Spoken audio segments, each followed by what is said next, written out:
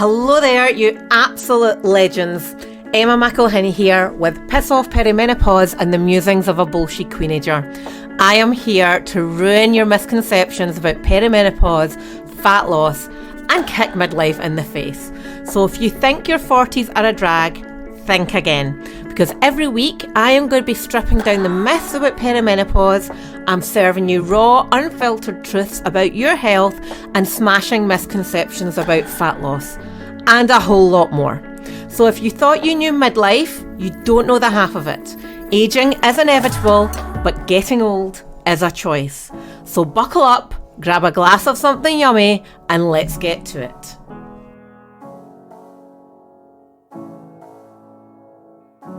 Hi, welcome to the next episode of Piss Off Perimenopause and the musings of a bullshit queenager. I am said bullshit queenager. Right, hi, how are you? I hope you're doing good. Have I got any funny anecdotes for you today? No, I have built an alcove. That's not funny in any way whatsoever. However, I am feeling quite smug about it, so I'm going to share. Well, I can't share it with you because you're probably listening to this. But when I moved into my new house at the end of August 2025, it's got a fireplace, and one side of the fireplace had lovely built-in units and the other side didn't. I was like, oh, that would be nice. I need a bit more storage. So I was like, okay, how much are alcoves? And I didn't even get a joiner ring because I was like, I saw all these things on TikTok. And they're saying that they've been quoted £900 for a cupboard. I was like, nah, I'm gonna make it myself. So I made it myself, and you can't see it. So anyway, it's beautiful. I'm very happy with it. That has involved lots of power tools, which I do love a power tool, and a lot of measuring tape situations. Anyway, that's not really not that funny an anecdote, sorry. I'm sure other things will come up as we get through. Right, so today's episode is, I don't know what I've called it yet. It's probably going to be called something else, but because this actual title, which is about what you should stop doing in perimenopause, probably isn't going to generate that many likes or opens because it's nobody likes being told what to, don't do this. Nobody likes that, do they? So, but this is all about one of the things I have found over the years of working with hundreds upon hundreds of clients is that I work with action takers. So I work with people that want results. That's why they join me. I don't work with people who are just like, I'm just not motivated. Well, if you're not motivated, you're not going to do the work, are you? So even if I tell you how to do it and make it easy, if you're not going to do it, then why would I set myself up for failure? Anyway, but one of the things that the women that I work with have in common is that over the years, when things aren't going their way, like say they're on a weight loss plan in their 30s, or they want to lose weight in their 30s, or they want to get healthier, they want to get fitter, they double down. They go more. I need to work harder. I need to be better. I need to be stricter. And I just need to push through, right? And when we get to our 40s, when most of these perimenopause symptoms start kicking in, that doesn't work because we actually just feel worse. So you try and work harder or do more or put more pressure on yourself or put in place more rules. It just makes you feel worse, doesn't it? So like, say for example, you put your jeans on and they don't button up or they're really tight around the thighs, or you are sweating through your bra, or your husband's like that, you're being a dick. The first instinct most women will have is like, right, I need to sort this out. Right, I'm going to cut the carbs, or I'm going to hit the gym harder, or I'll get back on track. Inverted commas, I'll get back on track. Just need to push through it. Because that's what we've always done as women, isn't it? We've always just fixed it. I can fix it. I can control it. I can out-discipline it. But that suddenly doesn't work anymore. And that's the bit of the plot twist that nobody tells us about. We're not warned about that stuff. So when we're talking about, what not to do in perimenopause, the things that are sabotaging your progress, and what I'm going to tell you what to do instead. So it's very much don't do this, but do this instead. So at least at the end of this episode, you will come away with going, that's what I should be doing. So we can actually feel as if you're working with your body and not fighting against it, because it gets to a point where you're just like, why even bother? And that's where women give up. And that is one of my worst things that can happen to anybody, is they just feel that they've given up on themselves. That's not what we're wanting to do. Okay. So let's think about the do more trap. The do more trap, right? So we think we want something different from what we've got now. So we think the solution is more effort, right? So I'll go for a run. I'll have fewer calories. I'll cut out eating after 6 o'clock. I'll have less for breakfast. I'll buy more supplements. I'll have less fun. I'll have to say no to more social events. I will be more controlled, and I'll stay up till 11 o'clock at night, meal prepping, and I'll rest less because don't need any downtime. I'll go to the gym or I'll go for a run instead. And people tell me every single day, what I used to do doesn't work anymore. I've tried doing what used to work, doesn't work anymore.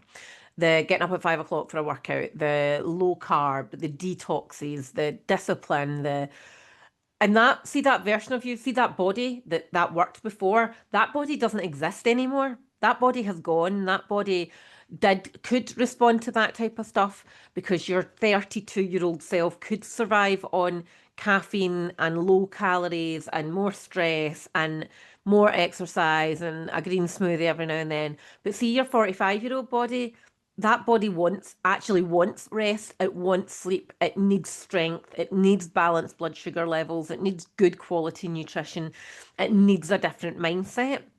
So the only way to win here is to stop doing the old stuff, right? And I know that's easier said than done, because that's what I teach ultimately, is this lifestyle approach.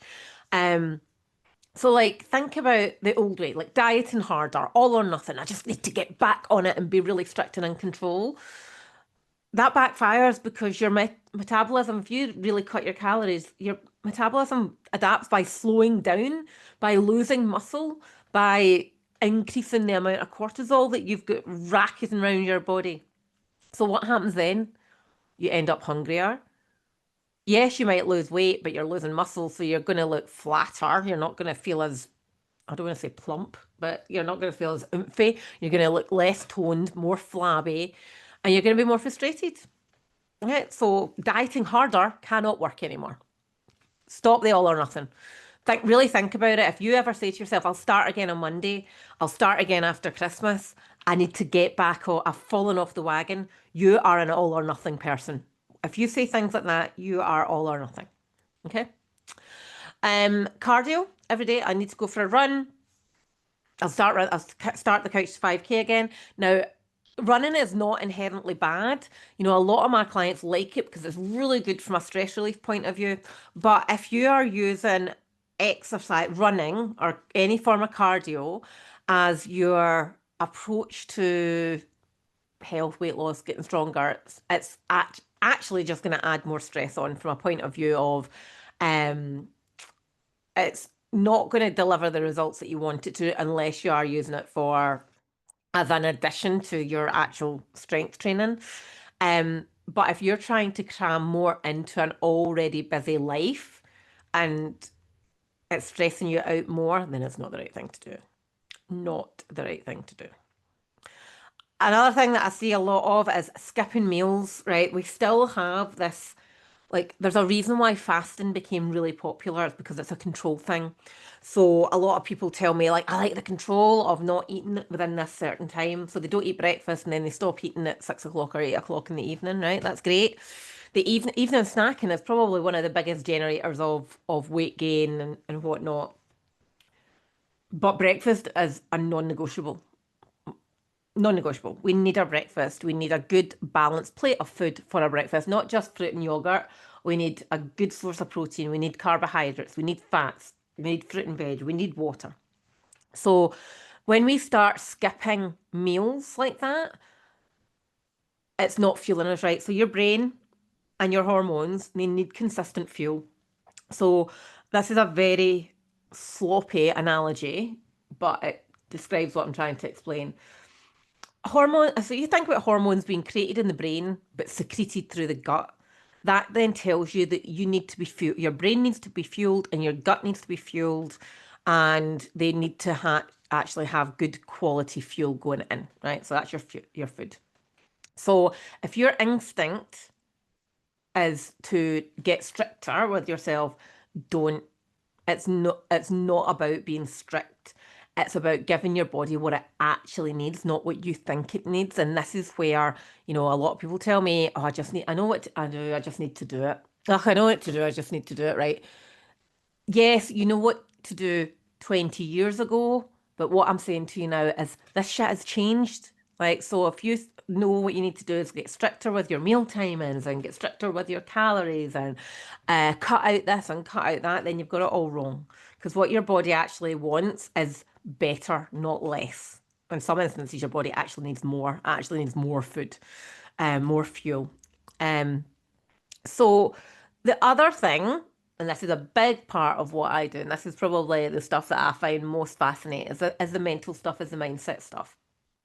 And that's the stuff that generally keeps people stuck or keeps people trying the same things over and over again. Like this is the phrase like I just need to get my head back in the game, or I just need to sort myself out, need to get my shit together, all that kind of stuff.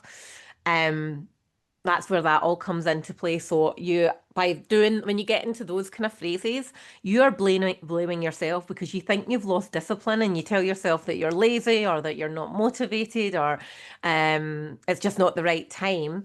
And it's nothing to do with motivation. This is not a motivation problem. It's a chemistry problem. Like your neurotransmitters are changing, your brain chemistry is changing with these hormone fluctuations. So think about estrogen affects dopamine, estrogen affects serotonin, GABA, all of these things. Like these are the chemicals that affect your mood and your motivation and your focus and the get up and go type stuff.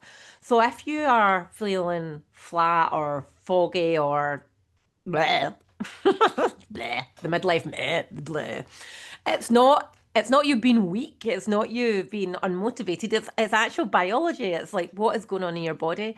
But when we get to that, oh God, I just don't feel motivated stuff. That's where a lot of women like they feel ashamed. Like they feel like they compare themselves to the version of themselves that had more get up and go, the women that would never have skipped a workout, the women that would have never hit snooze on their alarm, the women that had more willpower. And see that version that you reflect back on, like again, bluntly, she's gone. She's away. She's not coming back. But that old version, she wasn't better at this shit than you. She was just different. She was just running on a different body, on a different operating model, if you like. She was like iOS 4, and now you're iOS 16. Is that a good analogy? I wasn't an Apple user at iOS 4, so I've got absolutely no idea.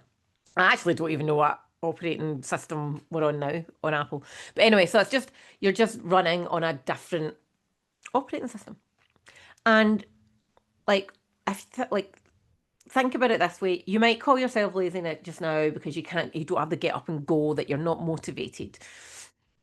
But what if you just reframed that language and suggested that, it's not anything to do with laziness, it's you're worn out, you're knackered, you're tired.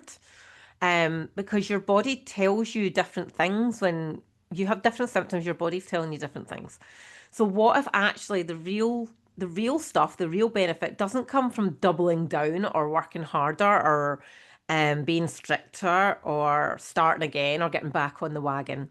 What if the real work is all about stopping punishing yourself? Because that's ultimately what we're doing when we go that strict approach, is you're punishing yourself for being a person, basically. And this is really apparent. I've got so many clients that are control freaks and perfectionists, and it has to be the right time. Well, it had to be the right time. They had to do the right things. They had to tick all the boxes. They use the word consistently when actually what they mean is perfect. Like, I just need to be more consistent with what she's meaning. I just need to be more perfect. And we have been bred as a generation and in society, we've been conditioned to believe that success equals control, control equals success. And that can't always be true, especially in this era of our lives, because you can't control your hormones. You can support them, you can make them healthier, you can make them better. Better, is that the right word? Um, by your actions, your lifestyle. And you can't stop perimenopause. It's going to happen. It's a natural part of the aging process. It's not an illness. It's not a disease. It's natural. Um, but equally, you can't out motivate your hormones. You can't out control your hormones. Okay. So this all or nothingness. I need to get stricter. I need to be perfect. The Monday morning wake up, right? That's it. I am on it. And then by Thursday, you're already eating the crisps and the wine.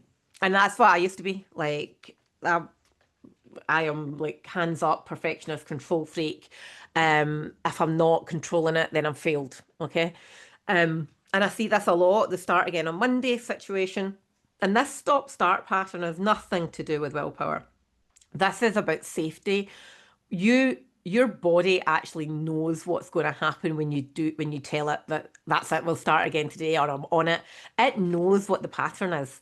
So that's what this is about. It's almost like a central nervous system thing. It's like a safety thing. Your body doesn't trust this stuff anymore because it doesn't feel sustainable. It doesn't feel right. It's not giving your body what it needs. So your body then goes, we're not doing this anymore. So every time you go to this extreme, like cutting carbs, reducing carbs, cutting out the shit, calorie control, restricting food, your brain associates all of that with stress. It's going, don't do this. Your brain hates it. Your brain hates it. So basically it pulls it back to comfort. You might call it sabotage. You might call it you know, all or nothingness. But this is a pattern. So it's literally your brain screaming at you going, don't do this to me. Please don't do this to me again. So what actually happens is true consistency, like a rhythm, habits, behaviors, getting into new patterns. This is what works. So, and regularity, like doing things on repeat, is what drives change. That's what consistency is doing small things over a longer period of time to get the big results. It's not doing all the things for 3 days and getting the results and then going back to the old ways. So that might look like regular meals. The way I work with clients is when they come into any of my programs, we start so small that it's ridiculous. And I do get a lot of raised eyebrows, but is this it, Emma? Like that? Yep. Just do that. Tick the box every single day. Thank you. And then we build it up until like we have six, five, six, yeah, six nutritional habits. We have mindset habits. We have exercise habits. Because habits is the only thing that's worked a long time. If we can change our habits, we are the sum of our habits. If we can change our habits, we change ourselves, and that means doing all of these small things over a long period of time. You weren't when you were born. You didn't come out the womb knowing that you should brush your teeth twice a day. That stuff's learned behavior. It's only learned behavior because you do it. We have to make it easy. So regular meals, regular movement, regular water, regular whatever it is. Okay. That's what's going to teach your body that it's safe. That's what's going to teach your body that you can lose weight, you can get healthier, you can feel better, you can have your energy levels back in a sustainable, safe way that supports your central nervous system, that supports your cortisol levels, that supports your body and your hormones. Um, because we have so many women actually they don't trust their body anymore because it's not doing what you're telling it to do, because you're not actually giving it the right code. You're not telling it the right approach. It's like when you go into ChatGPT, if you don't put you're going to get if you put trash in, you're going to get trash out. If you put in the wrong prompts, you're going to get the wrong outcome. It's the same as if you're telling your body, I need you to lose weight. You're putting the wrong prompts in when you're doing this restrictive stuff. So yeah, your body has to learn to your brain body trust connection. And because once that relationship starts to repair, everything shifts. That's what it feels easy. Like I have clients every single week going, oh, this doesn't feel hard. Because it's not hard when you know the actual way to do it and the actual step by step and the actual things to implement at the right times with the right connections, like doing one thing, the right thing. I can't brain fog. Um, when we get it all done at the right time, in the right way, in a really safe place, the spark comes back, the weight comes off, the mood lifts, the energy increases, and it feels easy because actually it's not rocket science. Anyway, right, so another thing that I see a lot of, and this is actually not as surface level, this always runs a little bit deeper into mindset as well, is HRT will fix everything for me. I can't wait till this HRT improves things for me. Oh no, do you know what, Emma? I don't want to talk to you because like I'm gonna get HRT next month and that will fix everything. Right. So the very recently, earlier on this month, I'm in October 2025, earlier on this month, the International Medical Society released its white paper that talked about lifestyle medicine being the best approach to perimenopause and menopause. So, what is lifestyle medicine? There's six pillars. There's nutrition, there's physical activity, there is reducing harmful behaviors, like drugs, alcohol, processed foods, um, sleep and stress, mental health. God, I can't remember the other one. But it's basically all the stuff that I teach, right? And HRT is great when it's the right thing to do. It's not always the right thing to do. So many women are going on HRT now because they're more self-aware of their symptoms and they're approaching their GP and they're getting it really early when actually that's not what they needed because it's not a magic wand. You can start taking HRT and you notice really good benefits for like a couple of weeks and then go back to normal, tired, foggy, flat, because that HRT is not going to override your lifestyle. It's not going to change. Again, it's that whole analogy of if your nutrition is not up to par or even the right thing, like most of the women, all the women I work with are generally quite healthy. They know what healthy food looks like. They buy healthy food. Um, so it's not that they're putting trash in their bodies, but if you're not eating the right way, if you're not moving in the right way, if you're not managing stress in the right way, if you're not getting enough sleep, if you are, drinking more than the recommended amount of alcohol, HRT is not going to change anything. Um, so yeah, HRT is not going to fix everything, and it goes back. HRT works best when it's in a place that when everything else props it up and supports it. So it's like the cherry on the top of the cake. It's not the cake. Your lifestyle is the cake. HRT is the cherry on the top. So stop chasing the supplements. Stop chasing the mad ashwagandha lion's made mushroom gummy things because you are more in control of all the other things that really matter. Think about the word supplement. It's supplementary to what you're already doing. So what we actually need to be doing is better food, more protein, more fiber, more water, build our muscle mass up with resistance training, more day-to-day movement, more rest, better sleep, less stress. That's what we need to be doing. And that's when supplements will be beneficial. So it's not about, this is again, and this is really boring, but it's going back to basics. It's getting the fundamentals right, not like chasing another quick fix. Stop chasing the quick fixes. Right. So what should we do instead? Right. So let's think about it this way. If you are a friendly control freak, we need to start trying. We can control other things. We can control our workload. We can control our team's output, our report writing skills, all of these kind of things. But this is about your body. Your body is not the enemy. Your body is the messenger, if you like. So listen to what your body's telling you.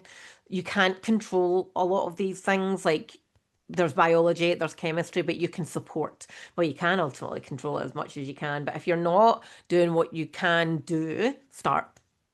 Just start. Think about all the things that I've said today. You're like, can I be better with my protein? Probably. Can I be better with my water? Probably. Can I be better at going to bed? Probably. Can I be better at using my phone at night? Probably. Can I be better at drinking less caffeine? Probably. So listen to what your body's telling you and then make appropriate changes based on that. Fuel your body, stop punishing it. Stop punishing it with starvation. Stop, just eat your food. 3 meals a day. Happy hormone plate. If you've ever done any of my challenges, you know what the happy hormone plate looks like. It's in my book, which is not released yet. So don't look in the book because it's not there yet. ditch the over restriction. Now, if you are trying to lose weight, then a moderate calorie deficit will help you do that, not an extreme calorie deficit. So, a moderate calorie deficit might only look like 10 to 20% of your maintenance calories, not 50%. So, this is why I really hate. There was a book that came out, I can't even remember the guy's name, Michael Mosley, maybe, the 800 calorie fasting plan. Oh my God, how to ruin your relationship with food and relationship with your body in 300 pages. Okay, so ditch the over restriction, eat your meals. Um, from a movement point of view, think about movement from you're moving for more strength, not shrinking. Okay, so if you focus your movement on just weight loss, for example, you're not going to help build up that muscle mass. You're not going to help improve your metabolism. You're not going to be protecting your bones from crumbling as you're an old lady. So thing like walking is great. Walk more, do more stretching, do more lifting. Try and think about, movement as being something that is supportive of your hormones, not something that is going to spike your cortisol levels. Okay. Um, something else to think about is see when you are overwhelmed or knackered or frazzled or like, I've got so many things in my head. Gonna just not try and cram more in, please. I've got this to do, I've got this to do, I've got this to do. And think about what you're telling yourself. Like, this is a work in progress for me as well. So you're not like the only one if this happens to you. You sit down, you're like, right, 5 minutes just to decompress. And you're like, I don't have 5 minutes to decompress. I have to go and like peel the potatoes, or I have to go and make the soup, or I have to go and paint a wall, or I have to go and take the dog a walk. Like, actually, see when you start noticing those thoughts, just do not act on them. Just sit. Just sit and stare at a wall for set a timer, just stare at a wall for 5 minutes. Honestly, that's a form of meditation for me, is just staring at a wall, not trying to think of the next thing on the action list that needs doing. Learn to breathe. I was at an event a couple of weeks ago, and there was a late like I don't particularly love meditation. I find it very forced. Don't get anxious, but I just get fed up. Like I've got so many other things to be doing. Um, but a lady called Jean, who also works with women in midlife, she got up and she did this really light touch meditation with everybody in the room. I have never felt more connected to like meditation in my life. Just so actually, if you can, there's loads of examples in Spotify, YouTube. If you can find something that you respond really well to, just use it to breathe, to ground, to reset. And then after 5 minutes, 10 minutes, whatever feels right for you, then get up and tick something off the list, because you'll start freaking out if you don't tick off something on the list. And I say this every day in my group. My clients see this every day in their coaching documents, in our VIP container, in our Facebook group and calls. Progress, not perfection, right? We are all, if you're listening to this, you are a perfectionist. Like, you're not going to get it right 100% of the time. Or what you think is right. You can't. It's impossible. If you can get 80% of the things right 80% of the time, you are doing really fucking well. So give yourself permission to fuck things up. Like, how many times have you gone on holiday and you're like, oh, I've ruined all my good progress, right? I actually encourage my clients to have holidays and weekends away and work events away, because like it's not fucking it up if you're not being strict and not following the plan, because you're not going to be following our plan for the rest of your life. You have events, you have holidays, we have like breaks from work. We've ebb and flow. We have different routines for different situations. Like I have a very different routine in summer as I do for winter, and some people really feel that they've fallen off the wagon when it gets darker and it's a change of season. No, it's just like this season happens every year. It's about understanding how to tune into what your body is telling you and do the right things for that stage. Um, so it's not about doing more. In fact, it's actively not doing more. It's doing different. And if you don't know what that different is and how it looks and how to do it, message me. Like, my program's life changing. It's absolutely incredible. And it just baffles me how many people are so resistant and stuck in this.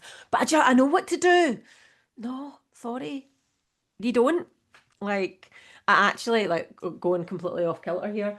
Um, like I had this analogy that if you spoke to a lawyer, right, and said, but I know what to do, I know what this says, I know what to, like, they'd look at you like, I've spent 7 years in bloody law school. How insulting that you, Emma, a nutritionist, behavior change expert, comes to me and discounts my education and my skills and knowledge. It's the same, like, I don't come into your work and tell you how to do your job because I know what you do. No. So maybe you don't. There you go. That's a blunt statement for the day. Right, okay. I think that's I think I've probably gone over time on that one. But anyway, you don't need to do more. You do need to do different. So what I want you to do is, reflect on it, share it with a friend, talk about it on socials, do my marketing for me, thanks. But if you do know anybody that's like Googling how to fix this and how to change that, they need to listen to this stuff. So um you're not going to do that stuff anymore. You're done with the overwhelm. You're done with the hustle culture. You're done doing everything other than what actually does work. So give me a follow on Instagram if you don't already. It's at Emma Perimeno Health. Sign up to the weekly newsletter at www.teameatmovewin.com/everything. I believe you can sign up to it there. And you're going to get like practical tips, science-based tips, evidence-based tips on how to feel like you, how to make the changes that you want to make, how to actually work with your body and hormones in perimenopause, not work against them. And remember, you don't, like, this is not about you chasing perfection. I've said it a gazillion times. We don't need you to be a hero. We just need you to stop fighting with your body and start feeling good again. Really, that's it. Simple as that. All right. Thank you for listening, and I will speak to you in the next episode, whenever that may be.